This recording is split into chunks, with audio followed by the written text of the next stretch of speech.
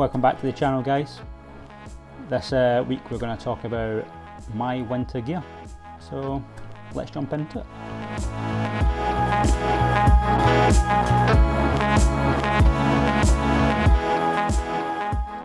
Right guys, as you can see from the intro, what I was going to talk about this time is my winter gear, what I use to ride through the miserable cold winter here in the UK. I'm just going to say I'm not a tourer, I'm not an adventurer.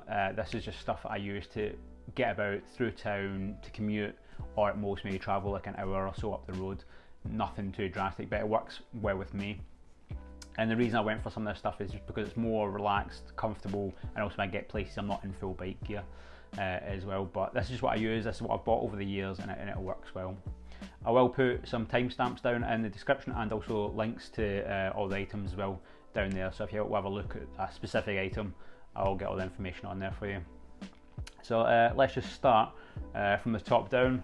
Okay, it's not necessarily winter related, but it is the helmet I use all year round, and this is the HJC R-PHA 11, or the RAF 11, however you want to say it. Good helmet, really comfortable. I've had to go for a size smaller than what maybe would be recommended. This is for like a 55 to 56 centimetre cap size, and I'm a 57, but it seems to fit fine. It's tight and comfortable, so the helmet moves with your head rather than your head moving inside the helmet. A little bit noisy, it's not the quietest helmets, but that doesn't really bother me because I wear earplugs anyway. And plenty of vents all over it, so good amount of airflow. Really good. Along with that, what I have in here is a pin lock, and it's one of the, I think they call it active tint, which means it reacts with the sun, so it gets darker in the sunlight, and then also when the sun disappears it gets lighter again, which is great for this time of year. With a low sun it gets dark, so you're not getting blinded, and then when it gets dark again, fun enough, it lightens up. Along with that, we've also got the Sena 30K on there. You know, it's a good bit of kit. I use it every day if I listen to the radio or just taking phone calls, or if I've got my partner on the back of the bike, then chatting away. Bit expensive, but you know, you kind of get what you pay for. I use this all the time. It's held up in really horrible weather, and it's been a great buy for me, so I'd recommend it. It's a good one if you are going to be riding through the winter when it's maybe a bit darker, to be able to listen to some music. Is a good one. So next we've got is my snood, or buffy, what I call it. So I use the Spada, I think it's chill factor they call it. It is a windproof snood, and I think it's water resistant to a certain degree. So it's got this front panel here that you can hear, that is, you know, it's the windproof panel. I do kind of wish it was the whole way around, or at least a bigger panel. It does kind of just cover the front bit of your neck, but hey ho, that's just what it is. It does work pretty well though, the way it is, if you get in the right position. Really comfortable, and it does stop a lot of the air getting up into your face as well, so another one to look out for, some windproof stuff. Along with that as well, I've got some gloves. So I'm quite a big fan of the brand Richa, and so I've got their Arctic gloves. These are waterproof and are quite hefty gloves now. Really good. I've had these in terrible weather, and I've not had any water come through them at all. Been really good. The only thing is, for being winter gloves, they're a bit disappointing if it gets too cold. Then they do your hands do start to get there, but you can't. There's not an awful lot you can do unless you've got heated grips. But the other way to combat that as well is the Spada. Well, I've got the Spada inner gloves, which I'll talk about in a wee second. But these are really good. They've got the knuckle cover, and the fingers there, also sliders in case you do come off. They are really comfortable, and they fit really well both either over or under your sleeve, so really good gloves. I'd recommend them. I've been using them for years now, and they're holding up pretty strong. So the inner gloves, these are again the Spada, the chill factor ones. Same sort of idea with that windproof and waterproof membrane, teamed up with the Richa gloves. I can ride in really cold weather and my hands are toasty. The only issue I've got with these as well is the fact is the way they've built them. They've put the seams on the inside, and I kind of wish, for the fact that it's just an inner glove and it's not a visual thing, they put it on the outside, because if your gloves are a bit tight already and you put these on, it does start to sort of dig into your hand a little bit. But yeah, if you get them in there, you can get them comfy enough, and it will you know, save your hands, especially on a longer journey. Really, really good. So down to the body, I just use a general sort of, this is actually just a sports thermal base layer. I don't even know what the brand is, but it's one to sort of look out for. Just if you are riding in cold weather, have a decent base layer on. That's where it all starts. So get that. I went for a long sleeve one as well, so it covers the whole body, the whole upper body. So yeah, definitely the base layer, and then that gets teamed up, fair enough, with my Richa Infinity 2 jacket. Really love this jacket. It is got, you know, also everything you need for pretty much almost all year round, but especially for the winter. So it's got some high visibility panels on there as well. It is obviously textiled. It's got D30 padding in it as well, so you can see underneath here, got the D30 back panel and everything, all comes with it. It has got a waterproof membrane in there, and also a thermal layer in there as well. So, and I've had this in really cold. I've had this down to like 4 degrees Celsius here in the UK, and I've been toasty. I've been perfectly fine, not been cold. It's got a decent neck panel on it as well to sort of stop anything from getting in there and hold also your snood in. Tons of pockets on there, and also got an inner waterproof one, so if with your phone and stuff like that, you keep that dry. And it's also got a big pocket on the back as well, and back vents as well to let in airflow, so if it does get warmer, then it's got tons of vents on there as well, on the arms and stuff like that. And loads of straps on it, just so it makes sure it fits you perfectly. So it's a really good one. So that's the Infinity 2. Highly recommend it. It's been one of my favourite jackets I've ever had, so really, really good. Moving on down, let's start off with mid layer. So the trousers here, these are actually Oxford, I think they're called chillout trousers. I've got nothing against Oxford. I know they do actually do a lot of good stuff, but these are fantastic actually, to be honest. Again, windproof and waterproof resistant, windproofing and water resistant on them, on the front panels. And again, riding with these underneath my bike jeans, which I'll show you in a second, make a massive difference. I can ride along with these on, stopping all the wind from getting in there, and it keeps me so warm, don't get any chill on the legs at all. Absolutely fantastic. Again, they're comfy, and they've also got the loops underneath to go underneath your feet so they don't slide up in it, so they stay exactly where they're meant to be. Really good bit of kit, that. I then use on top of them these are the Knox Richmond tapered trousers, jeans shall I say, Kevlar lined as you can see, and the Kevlar goes all the way down to just above the boot height, so the full length, which I like. And they have got knee padding in there, and just a zip in the knee with the padding, and that's Dainese. You can also swap that out for whatever padding you want if need be, but I've never felt the need to do that.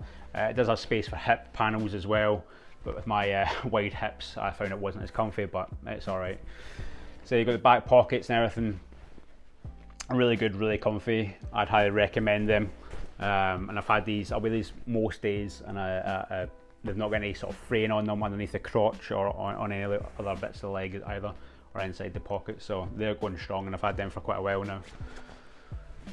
And if it's really bad weather, then I then use an over trouser as well, if it's just raining a bit. These are just the Vice over trousers. I can't remember exactly what the brand is, but they're thermal on the inside, keep you nice and warm, and heavily waterproof. So again, I've had these in pretty bad weather and they've held up strong. Really, really good. And then finally at the bottom here, what we have got is, I've got my Dainese, or Dainese, however you want to pronounce it, trainers. And I've been so surprised by these, that I know they said they were waterproof, but these are incredible. Like the waterproof on them, whatever they've done to them is fantastic. Again, I've used them in terrible weather with all this other gear, and they've held up. My feet have been warm and they've been dry, and I was pleasantly surprised. Along with that, they have also got the high visibility bits on the side of them as well. What difference that makes it when it's on your feet, I don't know, but hey ho, it's there. And the abrasion along the toe for when you're obviously changing gear or whatever, which you can see another one, stops it from wearing through. These are getting a bit sort of run-in. I've worn these for years now, and I'm only just getting to the stage where I'm thinking I'm going to change them. and just purely because this is getting a bit bogged down here, and also the eyelets are starting to come a bit loose. I've had to change the laces once, and that is it. But really, really good. I'm going to swap these like for like, and these are so that's like the Dainese waterproof. I think they're called York trainers. I'm not sure. Extra padding in the ankle there, quite rigid, but they're also comfy as well. Really, really good. If the weather gets completely horrendous, then what I like to then crack out is, and this is my Richa Typhoon one-piece oversuit. So it's almost like it's in its own pocket here. This just pulls out, and I went for the high visibility one because also if I'm going to get this out, I'm going to be in pretty bad weather. Full one piece, keeps you warm, keeps the wind off you. It's got the extra inner bit there just to also protect that midsection of you, so many water from getting in. Really good. So if you're riding in really bad weather, I'd keep an eye out for a Richa one piece suit. What I would say on this one actually is, I assumed is because I wear large gear, large jacket and stuff like that, a large oversuit would have fit nicely on that. It does to a certain degree, but once you kind of get on your bike, especially if you have a sports bike that I used to have, and you get into that sports bike position, it starts to ride up in some places you don't want it to. So I would have, in hindsight, probably would have went for a larger size. I went for the large, should have went for the extra large, but just one to bear in mind. So last couple of bits here. The first bag that I used to use was an Oxford Aqua B25. It's been good, it's held up not too bad, but just a bit of wear and tear over the sort of year I had it, to be honest. But I did okay. A couple of pockets which become almost a bit useless if the thing's full. You can't really get into them, and also the waterproofing's starting to go. So that's after about a year of using it almost every day. But simple roll top and clips. It is a decent bag for not a bad price, so one to look out for if you're maybe not riding all the time. But this one just didn't hold up as well for me as I'd like it to. So I moved from that, upgraded massively to the Kriega R30. The reason I didn't go for the R35 was because the R35 isn't fully waterproof, the R30 is. And it's been great. It's a softer material, so it doesn't fray like the Oxford one there. Plus the outer pockets on them, also you can get access even if this is rammed full. It's got tons of straps on it as well to make sure everything in here is nice and tight. And you can also attach some other Kriega bags to it as well. Main thing I like about it is this white inner sleeve in there as well, means that you can see what's right down the bottom. It's been well thought out, and you can take this out, it's just velcroed in there, take it out if you need to clean it as well. And on the back, one of the other main bits is the attach system. So there's this quad lock that they've got, and it sits right on the chest, and it just means that obviously none of the weight really is on your shoulders at all. And it means also with it, when I'm on the bike with this in here, all the weight's getting pulled against the chest rather than my shoulders, and also it can rest in the back seat the way it sits, and I'm quite comfortable on a big journey. This works really, really well for me. And again, once you've set all the straps to the right size, well, the adjustments in there, there's loads of adjustments. You find with this quad lock, you don't have to keep tightening up and loosening them. It's just so much easier to slip off and on without actually having to adjust the bag. And it's soft at the back and it's rigid. It is a well thought out bag, so I would definitely keep an eye out for that. But that is it, guys. That is pretty much it for my winter gear. I do apologise if I went a bit fast here, but I just don't want to make this video mega long. And that's pretty much it. So if you like some of the stuff, then let me know and stuff. If there's anything you want to ask more questions about, then get in the comment section. Please give the video a thumbs up if you like it and you want to see more. I'll do another video maybe about all my summer gear, slightly different to what I've got here. And if you do like the videos and like the channel, please subscribe. I massively appreciate it when people subscribe, and it's steadily going up there, and it makes it worthwhile. I'm enjoying doing it, so hopefully you're enjoying the videos too.